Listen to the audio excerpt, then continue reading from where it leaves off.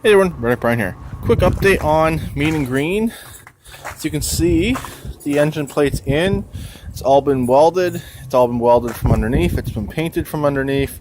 I just finished that, and I just finished painting it from the top side to protect all my welds, protect all the bare metal.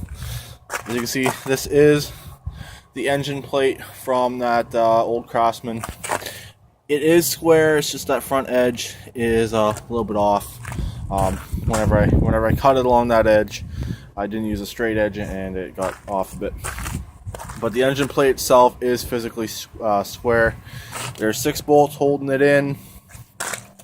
Right here, I went out yesterday and bought a piece of steel, and I thought I was only going to be able to use half of it, but I was able to use actually 3 pieces out of it. Still got a little bit left, and I filled in that little area right there up to the firewall. I'll weld it at the back underneath the firewall when I take the dash off. Probably when next time I take the rear fenders off. But it's all good now. So let it dry. Probably do a second coat. But it's all gonna be gone through again, pressure washed and repainted. I just wanted to try to protect the metal a bit, and I did the same on the bottom side.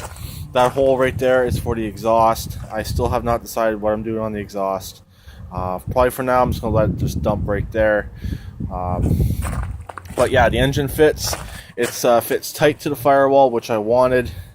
And yes, it's going in backwards. So a few people were wondering, how do you upgrade these to a much larger pulley in front? Considering if you leave the engine in the stock location, you can run up to a 6-inch with a smaller idler pulley.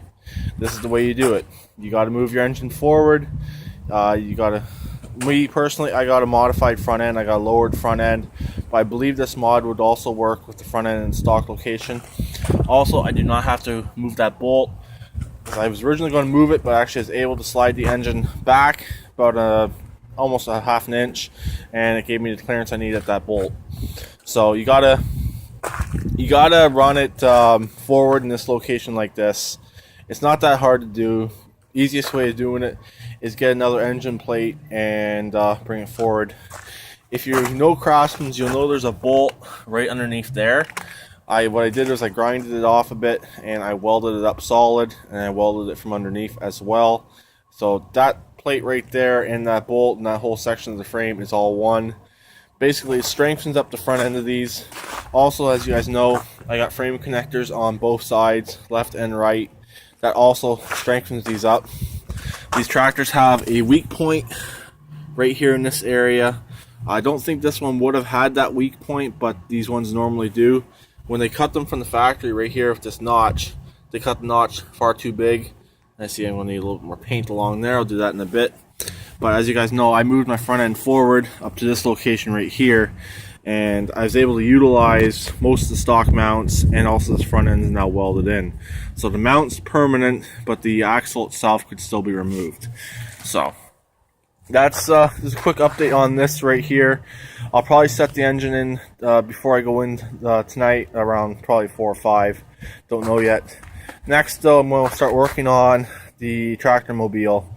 I picked up the lock washers for it. I'll probably do another separate video on that, so stay tuned for that video. But I gotta do a little bit more wiring on here. I gotta lengthen out that starter wire. I got to replace the intake on that other engine. Also, if you notice, I had to modify my battery holder. I had the bar out at the front, a square tube. The carburetor was hitting, so that's why I was unable to get the engine all the way in. So I chopped it out and I put a new piece in, a piece of angle. I figured do that as I liked having that across there. It gives the dash and firewall a little bit extra support. Also, it helps keep the battery in there. And if you look down from this angle, the battery plate's out a little bit further, but they're pretty close. So that's my little mod for these. I always do on this particular body style.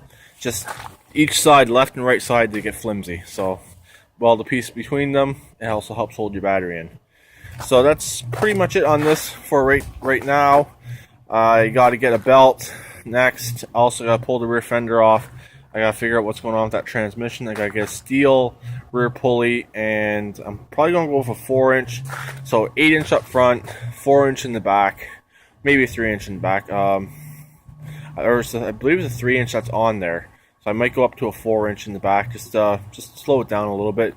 So with this 8-inch up front, it's going to go quite fast. So that's pretty much it for this. So talk to me later. Please keep it redneck like always, and please try and comment.